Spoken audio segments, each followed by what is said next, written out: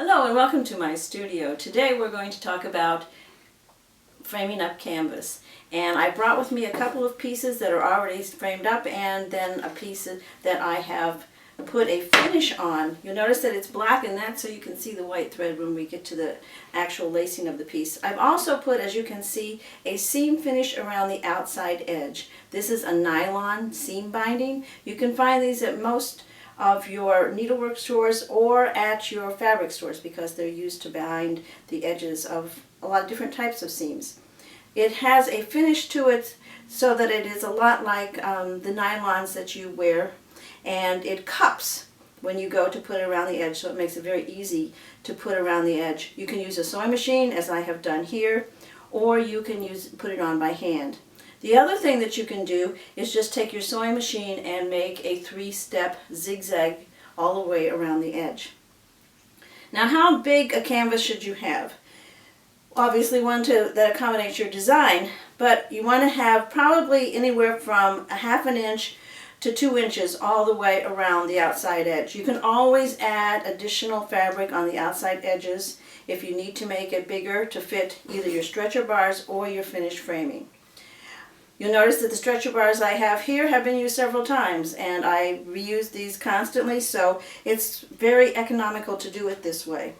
What we're going to do first is we're going to make sure that we have a space on the sides of between our stretcher bars and our canvas. You'll notice that there's quite a clearance here, and that's because we're going to be lacing the edges, as you can see on one that is already finished.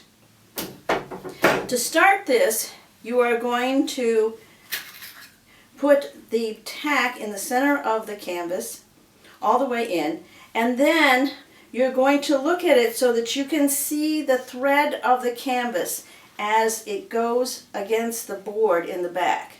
So you want to keep that nice and straight. Now you'll notice that my canvas, obviously I'm making this straight now, so my canvas is not cut very straight, is it?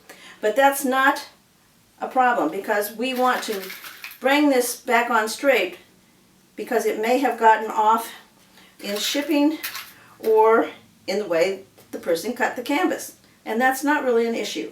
Notice as I'm putting these tacks in that I'm trying to keep them anywhere from 1.5 inches to 2 inches apart. That's because if I get it on there crooked, I have fewer tacks to take out.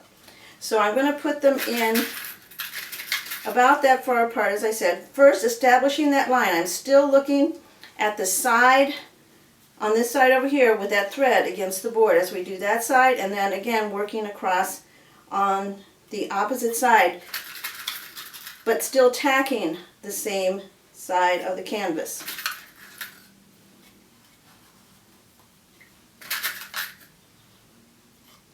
Now once I have stabilized this side, I'm going to start pulling this down. You'll notice that I've made my canvas a little bit bigger so that I can actually pull on it, so that I'm not trying to make it just barely fit on there. I really want to be able to haul down on this, especially as we get it tighter and tighter on the frame.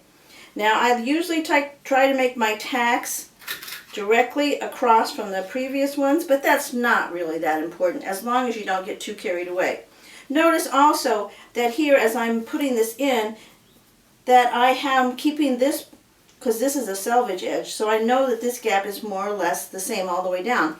However, on this side, looks like I've cut it crooked again, but that doesn't really matter as long as it is more or less, as you can see, that canvas thread going straight. Another thing, notice that this gap here is not the same as that one. It's not that important. Don't worry about that. What's important is that these threads line up with the canvas boards, as you can see them through the canvas itself.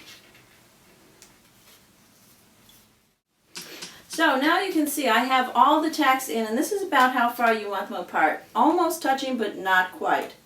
Now we're going to do the lacing. To do that, you want to turn the canvas around and actually attach it to the table. I like to use this clamp. It's easy to find. They're fairly inexpensive. They call this a quick set release clamp. Most of your hardware stores will have one of these. And what you can do with this is you can attach it to the table. Now some folks think that I'm putting this on here upside down, and maybe I am, but This way I can tell what's going on this end and I'm not hitting my knee against it, or back in the day when I wore nylons all the time, didn't take my nylons out. So I always use it sort of upside down like this.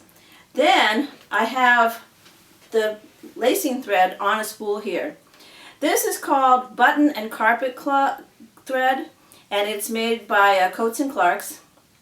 And any place that they sell Coats and Clark's thread, you're going to probably be able to find this. And what we're going to do is we're going to work from my right side to the left side. And I have not tied it onto the frame. You can do that first, but because I really don't know how much thread I'm going to use, I'm just going to leave it attached to the spool for now. So I'm going to come up about 1/2 inch away from that row of tacks, because now the tacks that were north and south are now east and west for the moment. And I'm going to make a stitch that's about 1/2 to 3/4 of an inch long, a very long stitch.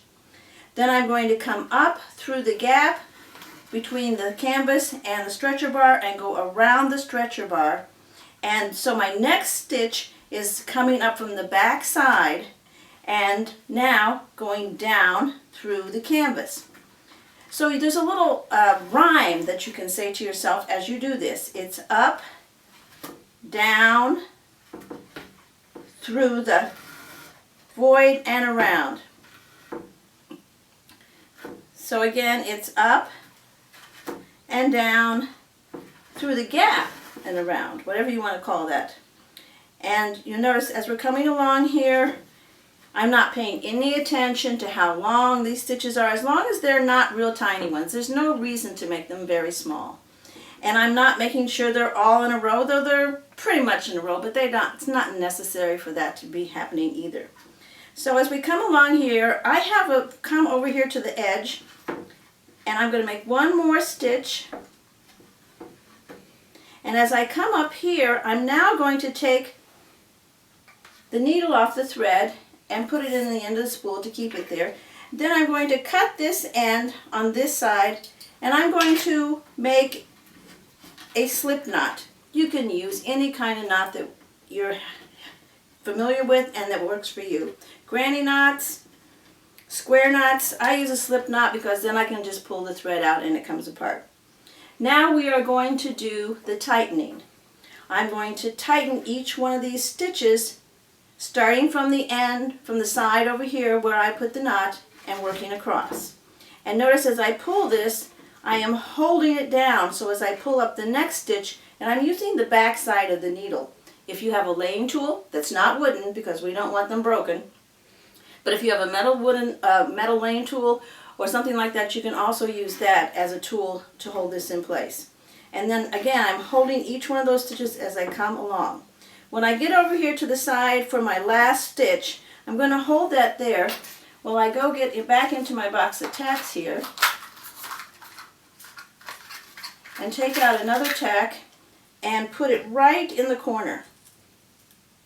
Then I'm going to wrap this around it a couple of times to transfer the tension from that stitch onto the tack, and then make some overhand knots, which means put your hand down and turn it over so that you have a loop. If you were in Scouts, they call this a half hitch. If you have a boat, it's the thing you do around the cleat when you're going into the dock. And I do that 2 or 3 times, and then I twine this up around the other tacks. Okay, what we've done now is I've taken the canvas and I've turned it around. Before we had the tacks north and south, and again now the tacks are east and west, and we're doing the second side. I'm going to again start over about 1/2 inch from my row of tacks and come up just in the seam finish because we have a selvage. If, as you notice on this side, we came just beyond the seam finish. So we're going to come up and go down about 1/2 inch away from where we came up in the fabric and go down.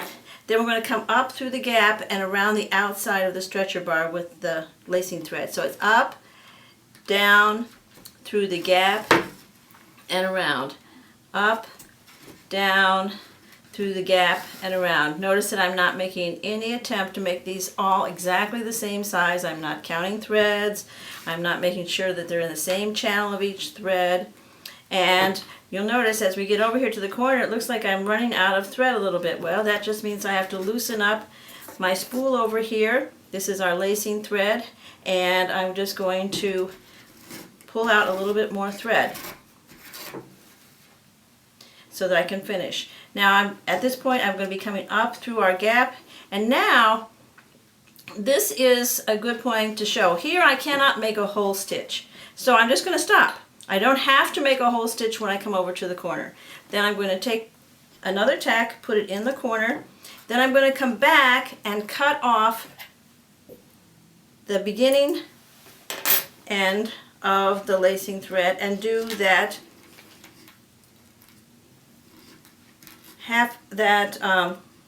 slip knot that we did before and slip it down against the board.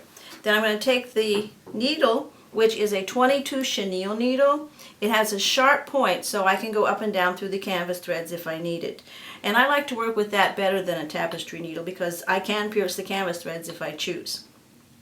So we're going to pick up that thread in that stitch and we're going to hold it.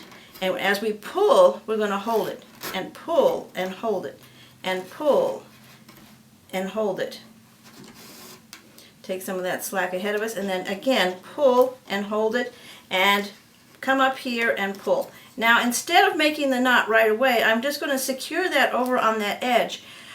When we did the first edge over here, we were just trying to stabilize this edge so that it doesn't wobble around. On this side, we are really going to try to get it tight. So now, again, taking the back side of the needle, I'm going to pull and hold that again one more time. So on the second side, you want to do it 2 times. So that's a good way to remember it. The second side, number 2 side, gets done twice, 2 times. Now as we come over here, you notice that I did get some extra looseness out of those stitches, and we're going to do exactly what we did on the other side. We're going to wrap it around tight, and then we're going to do our over. Actually, in this case, it's kind of an over finger knot, isn't it? We're just, instead of using our whole hand, I could use just 2 fingers. You're making an upside down loop to lasso that tack, and then push it all the way in. Maybe make another one if you choose to, and then take the excess and trail it through the tacks. The reason why you don't want to cut this off too short is because if necessary, this will loosen up. You can untwine this thread and pull out the tack, and then you can tighten these stitches again in the direction that they were first stitched, and it takes less than 30 seconds to tighten a nicely laced canvas. So as you can see, we can frame up all different sizes of canvas. The only thing you have to remember when you're buying your stretcher bars is that you're going to have a gap on the side that's going to be laced. So you'll need to accommodate that either with the canvas or with the stretcher bars. Not only can you frame up canvas, you can also frame up fabric. This is a piece of black linen. And you notice we are doing the same thing. My tacks don't even match. It doesn't have to be a thing of beauty. But you can use it in many, many ways. Also, as we're talking about framing up, I want to remind you that you need to keep your work clean as you're working on it or when it's in transit. And one of the things that I like to use is plain old plastic wrap that you buy at the grocery store. Here I've taken a piece and I put it on top of this work that's in progress. And all you need to do is take plain old Scotch tape and attach it, I've got little tabs of tape here, to the edge of the board. What we do not want to do is put this tape on the canvas. Notice that I'm doing this attachment the same way I did the lacing, the tacking when we were getting ready to lace. I'm doing all of one side and then turning it over and doing all of the opposite side. And then I'll do the other 2 sides. Also notice that I'm doing it right over the lacing. It's not going to be the best thing for the lacing, but it's not going to hurt it. The one thing you will have to do is to loosen the tape if you want to tighten your frame. And again, we're going to do the opposite sides. Notice how nice and smooth this makes it. It makes working with things like silks, which tend to snag on canvas, a whole lot easier and much less difficult to work with if you use the plastic wrap. Now it will get damaged. It is not an expensive thing. So if you need to, tear it off and replace it. It's not expensive and you can do that very easily. Now I try to get it on there as nice and flat all over the surface. Now, how do you work through this? I mean, you're not going to stitch through your plastic wrap. So what you want to do is you want to remove the plastic wrap where you're going to be working. So very judiciously, take your scissors and make a small hole and cut yourself a window where you're going to be doing your next stitching. And peel that back. And now you see I have a nice window where I can work through my stitching, do my stitching without getting the rest of my stitching messed up or getting it, my silks caught on the previous work. Another thing I'd like to mention about using the plastic wrap on your pieces, please do not put your piece away with the plastic wrap attached. If you are not going to be able to get to your piece for a while, you need to put it away because you have other things going on. Don't leave this attached because we're using just plain old tape and there's an adhesive there and we know that that can come off of the carrier, you know, the backing for the tape. And you know, with masking tape, a lot of people have put their pieces away and taken them out later on to find that they have sticky edges all over their canvas because the paper has separated from the masking tape and all that's left is the adhesive. So don't leave this on there, just take it off, put it in a plastic bag, maybe put a couple of holes in the plastic bag so that the plastic can breathe and so can the silk, and the silk won't dry rot on you then.